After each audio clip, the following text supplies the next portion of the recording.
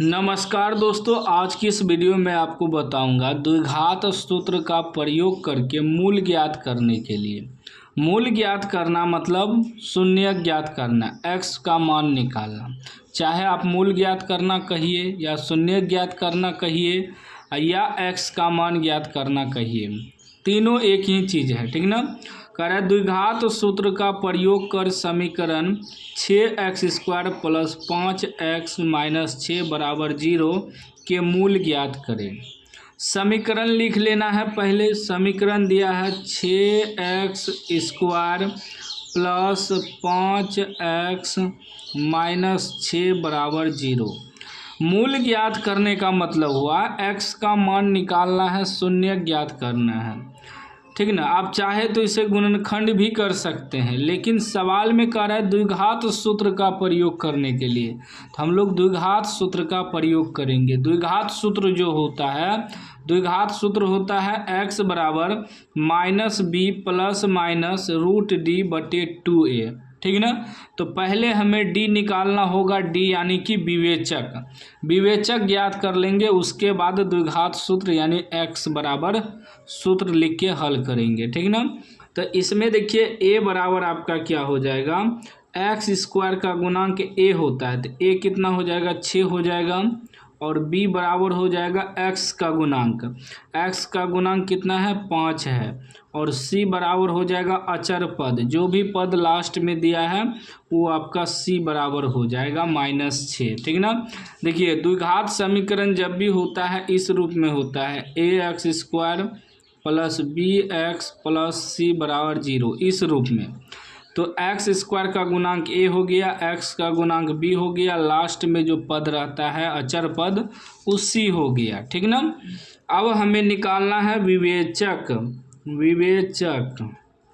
विवेचक को विविक्त कर भी कहते हैं या d बराबर लिखेंगे। d बराबर सूत्र होता है b² - 4 × a × c। अब देखिए b का मान कितना है, 5 है, तो 5 का स्क्वायर -4 × a की जगह 6 है, गुना c की जगह -6 है, तो कितना हो जाएगा, 5 का स्क्वायर 25 हो जाएगा, माइनस माइनस प्लस हो जाएगा, छोछा के 36 × 4, छोछा के 36 × 4, छोचो के 24 के 4 हासिल 2, 4 × 12 2 14, 144 जोड़ दीजिए दोनों को, तो 5 × 4 = 9, 4 × 2 = 6, 169 जो है हमारा d का मान निकल गया। अब हम लोग सूत्र लिखेंगे x बराबर -b प्लस -√d/2a, ठीक ना।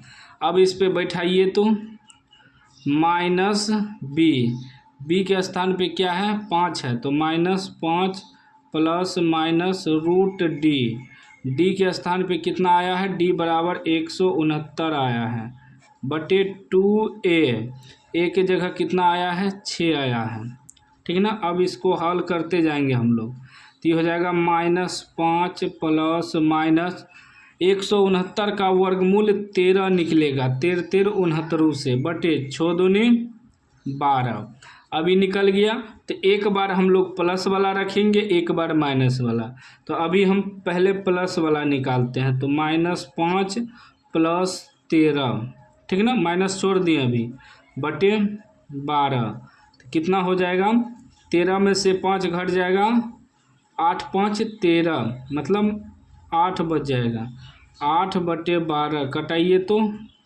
4 दूनी 8, 4 × 12, कितना निकल गया, 2/3 निकल गया, ये प्लस वाला। अब निकालेंगे हम लोग माइनस वाला, -5 -13/12, x का मान 2 निकलता है। जब भी आप गुणनखंड भी करेंगे तो x का मान 2 निकलेगा, तो माइनस माइनस प्लस चिन्ह माइनस का, 13 × 5 = 18/12 कटा देंगे, 3 से कटाएंगे, 3 से कटाएंगे, कितना बार में कटेगा, 4 से तो नहीं कटेगा, 3 से कट जाएगा, 6 से कट जाएगा, 6 तरीके 18, 6 दूनी 12, तो आ गया -3/2, 4 दूनी 8, 4 तिया 12 वो कट गया, 6 से कटाएँ, 6 तरीके 18, 6 दूनी 12। तो हमारा x का मान क्या निकल गया, मूल क्या ज्ञात हो गया, एगो 2/3 आ गया, एगो -3/2 आ गया। यही हमारा आंसर हो गया, मतलब मूल्य हो गया। इसी को मूल्य भी कह सकते हैं। तो उम्मीद है आज आप सीख गए होंगे। एगो तो मूल्य ज्ञात करने का विधि है गुणनखंड विधि, लेकिन एगो द्विघात सूत्र से भी हम मूल्य ज्ञात कर सकते हैं, x का मान निकाल सकते हैं, जैसे हम इस वीडियो में आपको बताएं। सबसे पहले क्या करना है, द्विघात सूत्र का प्रयोग करने के लिए कहे तो सबसे पहले हमें d निकाल लेना है। d निकालने के बाद इस सूत्र याद रखना, x बराबर -b + -√d/2a, बस इस पे बैठा देना है, सवाल सॉल्व हो जाएगा। वीडियो अच्छा लगा हो तो लाइक कर दीजिए, चैनल को सब्सक्राइब कर दीजिए और घंटी को दबा के ऑल कर दीजिए।